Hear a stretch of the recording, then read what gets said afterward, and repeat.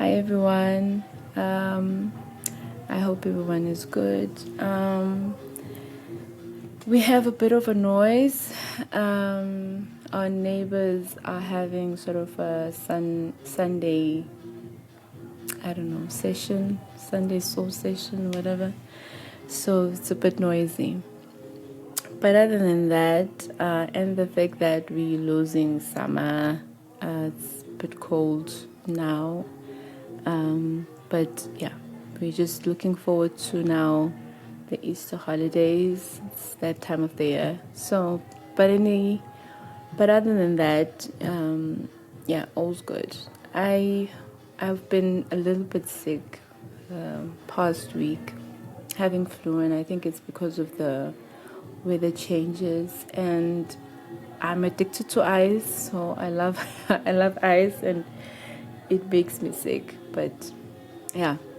Anyway, today I just want us to get into wealth in relationships. Wealth in in a romantic relationship, in marriages, and yes. So when I was, I'm single, right? So when people always speak about the type of person I'm supposed to choose, money is always mentioned. Money, credit score, and no one says no. They have to have a job. No. They go as far as saying, no, he needs to be wealthy. Like, he needs to have a lot of money. And I'm like, okay. Like, I never like just go there. Like, I don't think that way. I don't. I was speaking to my sister, I think a couple of weeks back, and I was just saying, I find it very interesting that there are people who find money attractive. That no matter how, like the appearance of the person, they don't matter that much as long as they're wealthy. And I'm totally different on that one.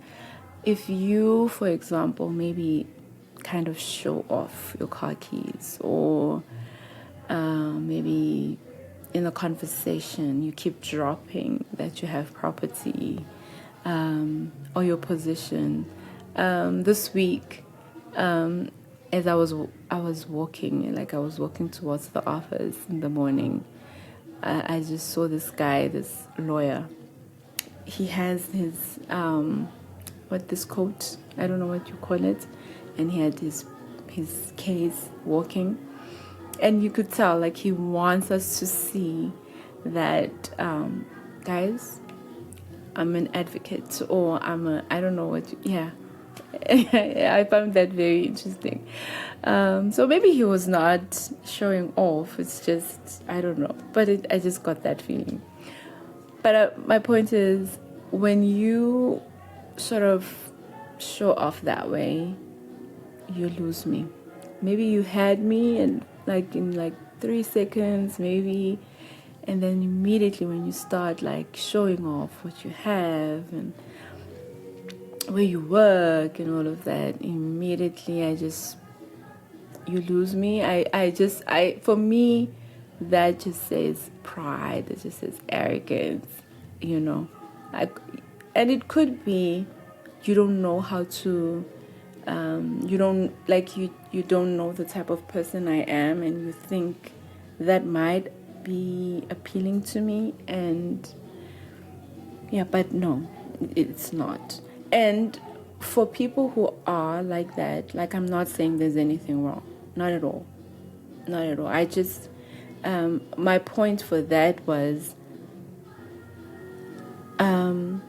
what could be the cause of that? Like, when I was having this conversation with my sister, I was like, what do you think makes people to find that attractive?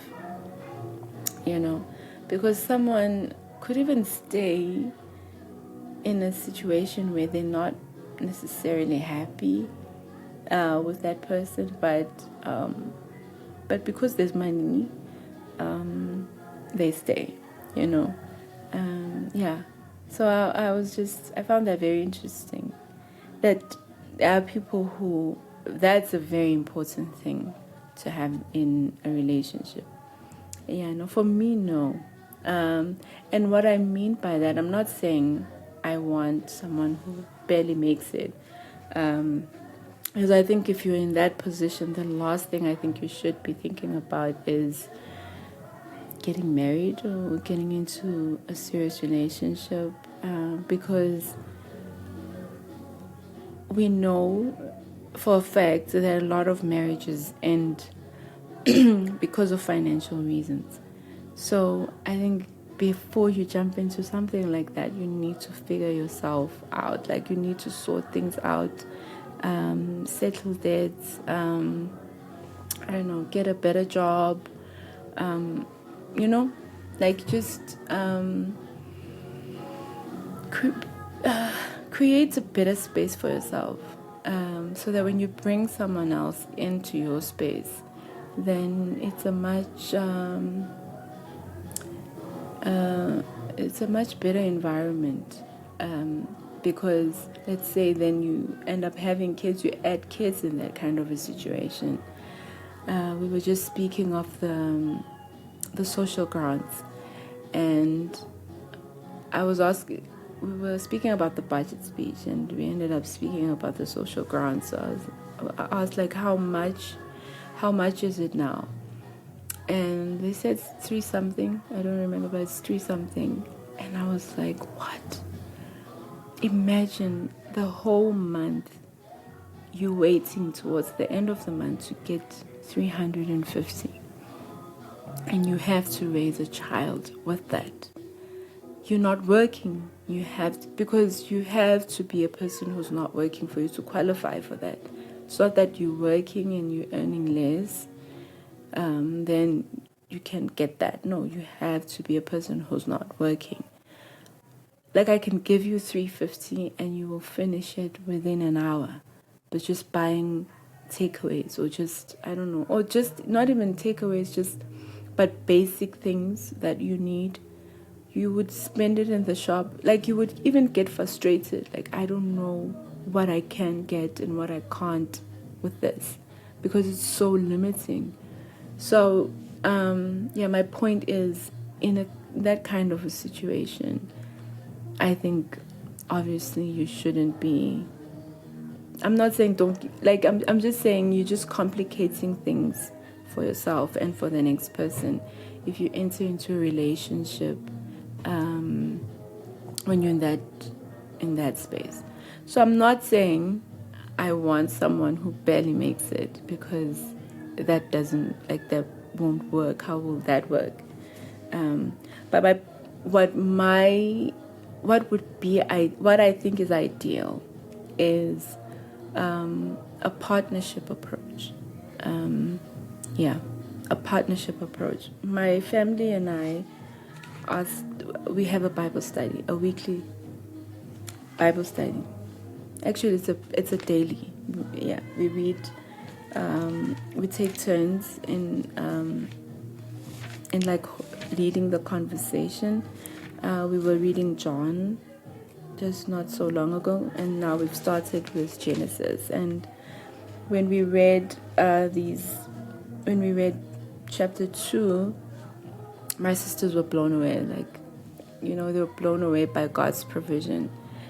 So I'll just read 10 to 12. A river flowed out of Eden to water the garden, and there it divided and became 4 rivers. The name of the first is the Bishon.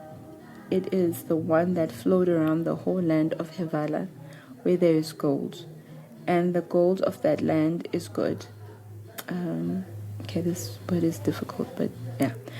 Bdelem, I hope I said it correct. Bdelem and onyx stone are there. Okay, the point of me reading this is to point out that when God created Eden, he included what we would call as precious minerals, stones. We use gold for a lot of things. It's also used for like jewelry and all of that. So, but we associate gold with wealth. So with that, I would say that God wants us to be wealthy.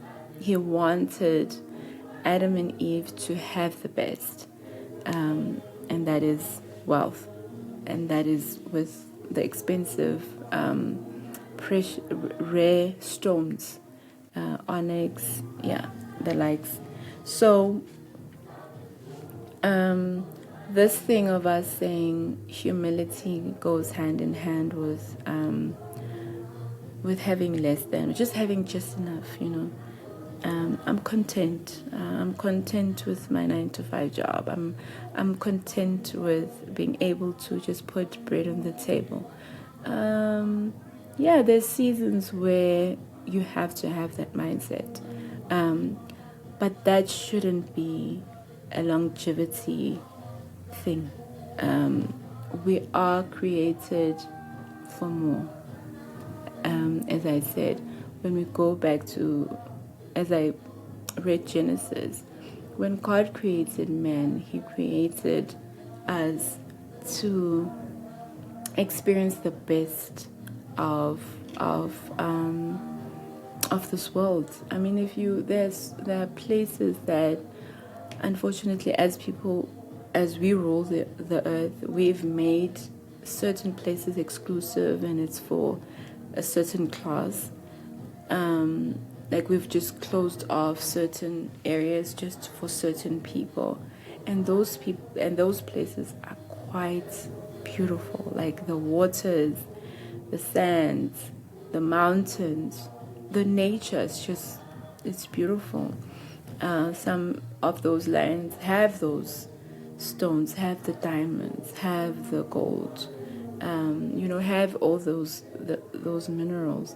But God created all of that for us, for us to enjoy a great life. God did not create poverty, and He never intended for us to live a life of just getting by.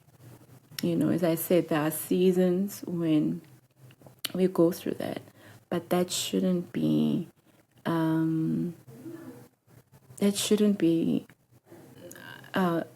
for a long-term thing, and it's something that shouldn't be also generational.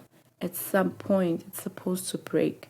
Like the life that I'm living, my children should live way better, and their children should live way better than them. If you look at the patriarchs, you look at Abraham, Isaac, and Jacob, they were wealthy.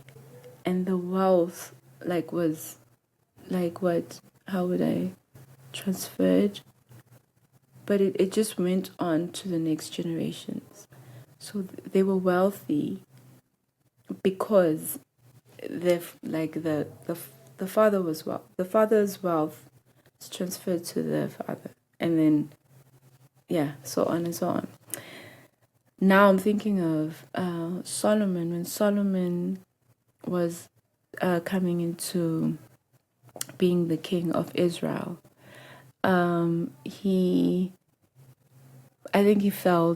probably felt this is a great task, and I think just seeing his dad ruling as the king of Israel, he probably felt intimidated at some point, that his shoes were quite too big for him to fill them. So he went to God and he sought wisdom so that he can be a great king who rules fairly, who rules the way the Lord would want him to rule. And the Lord gave him wisdom. And Solomon was known for his wisdom. But God didn't stop there.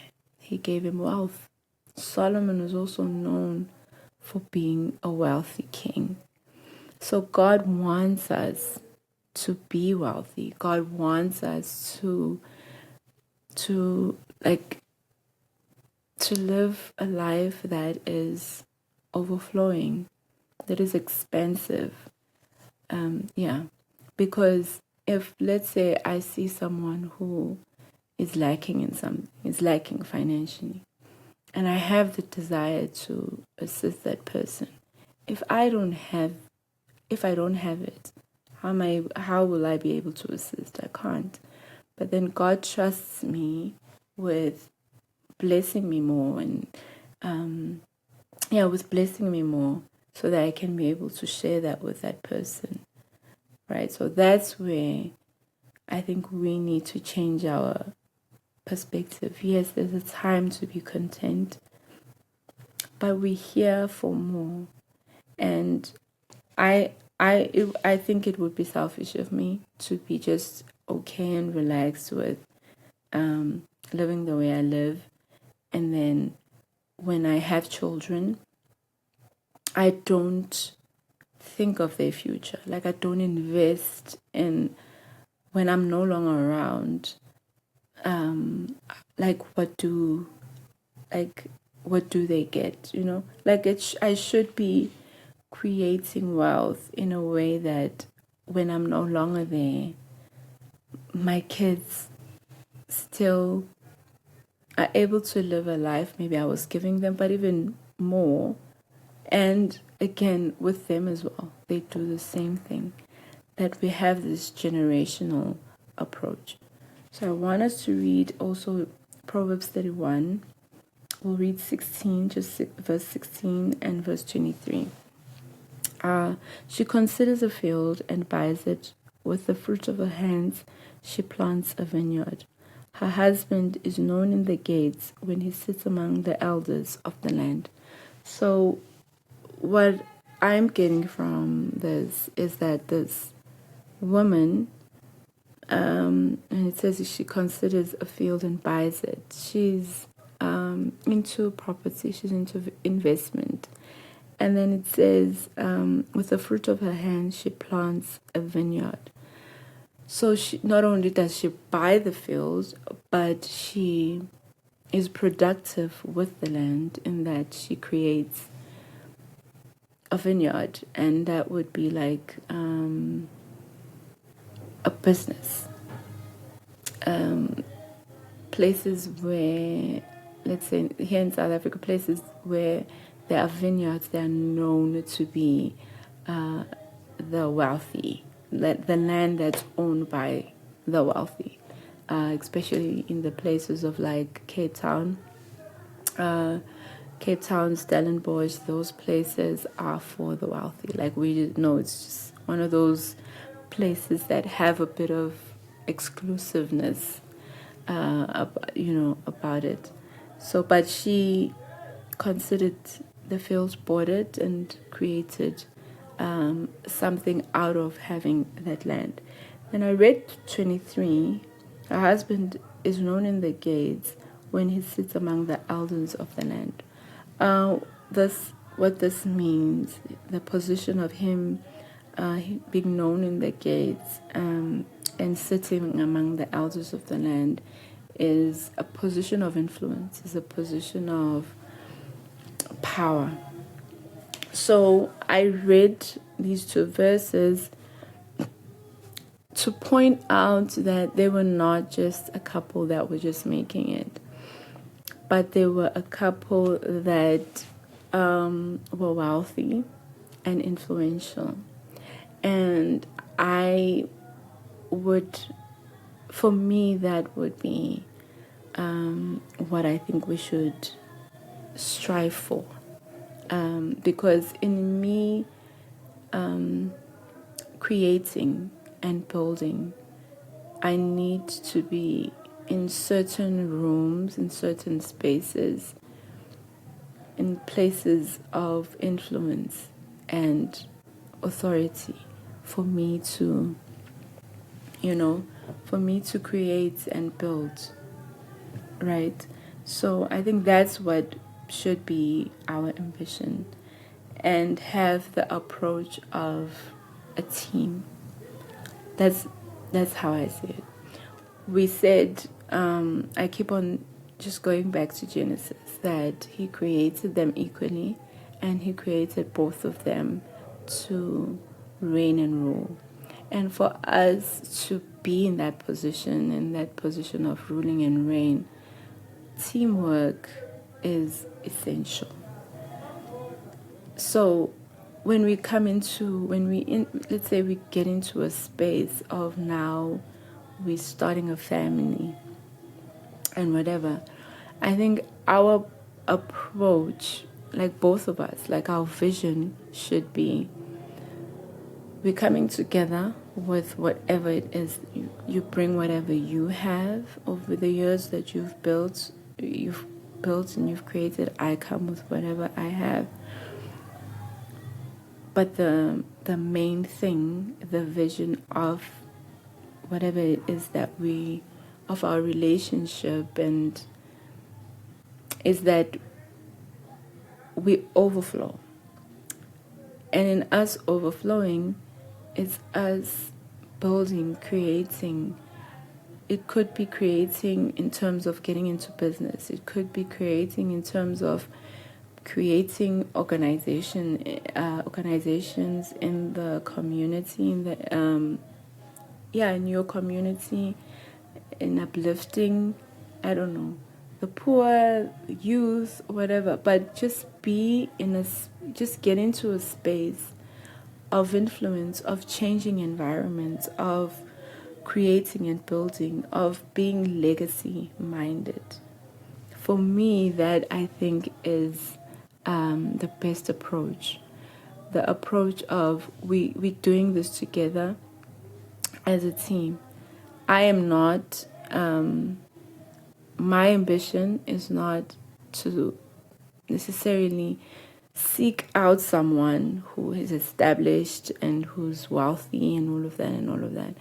I'm not saying if the Lord brings someone like that, I'm going to say, no, you're wealthy, don't look in my direction. Of course not. I'm not saying that. But I'm saying whatever position we are currently, the objective of us in our space, in our relationship, should be that we should not be living, we shouldn't be living lives of just being content and okay with getting by. And we bring up our kids with the same mentality. But we should create and be advanced. Like, I think that's, even our parents, that's their prayer and that's their goal, obviously. That I want, my dad would obviously say, I want my children to live a life that is way different than what I lived. And the same would apply with me. The same would apply with, and when I'm saying children, I'm not limiting it just to my immediate family, but I'm just saying in my extended family, in my community, like I should, when I'm no longer here, having left the footprints of Lerato was here, and I was here in what, there's something that is there that is sort of a mark of the fact that Lerato was here. We've had like just simple things like when the Wright brothers started getting into making planes, they didn't know that it was going to be something that is so huge. Like, it's a form of transportation that it's an industry that's huge, right? But if none of them ever thought of something like that, never allowed their brains to go there, when the Lord gives them that vision, they don't execute it, then humanity would be far off, right? We would be far, far off. But now, like, we're just having so many things. People are panicking because of AI and all of that. Like, all of these things, when they begin, when they start coming into play, like we panic at first, but at some point when we figure them out, then we're like, we're worried for nothing. I'm not saying there aren't any negatives to it. Like, I don't know. I'm not a technology person. I'm not at all. But I'm just saying that we need to have that mind of building and creating. So you have to think of the next generation in your decision making, and choosing someone to start a life with. I think that should be very important. And again, I don't want anyone to get me wrong when I point out people who find money attractive. I'm not saying that's wrong at all. Just saying it really is nice if we find a balance, because you would find that some of those women who are okay with, the fact that he's the one bringing in the money and all of that, and then some of them end up being controlling, and the frustrations are there, and they're like, no, I'm more than just his wife, I'm not just his trophy. Because within us, God has put this in us, that there's something that you should be creating, and like there's a vision you should be having. And if that lacks, then we should go to God and be like, okay, why am I here? Like, what is it that you want me to create, to live, to leave behind when the time comes, when you call, because no human being is just a human being. And unfortunately, the choices of some parents affect their children. Again, even that one. Like, if I'm going to take a position of being a person who's just lazy, and I'm okay with just getting assistance from people, like, I just live my life that way. And that's how I'm bringing up my kids as well. They're going to take up the same type of mentality, that this is how life is. This is how, in our family, this is how we live. And even if that's your life, that's the season of your life, right? That you unfortunately, maybe you didn't get education or whatever, and you live in that way, that you live with contributions that you get from your loved ones or from whoever.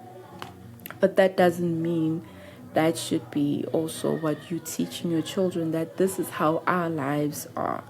My mom was a housewife.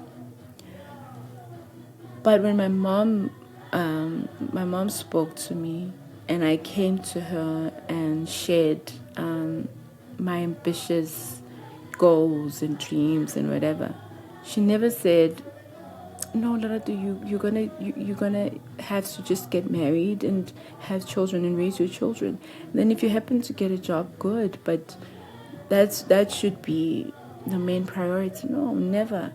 My mom was like, what is it you want? Oh, you want to travel? Yeah, you can do it. Oh, you want to study abroad? Oh, you can do it.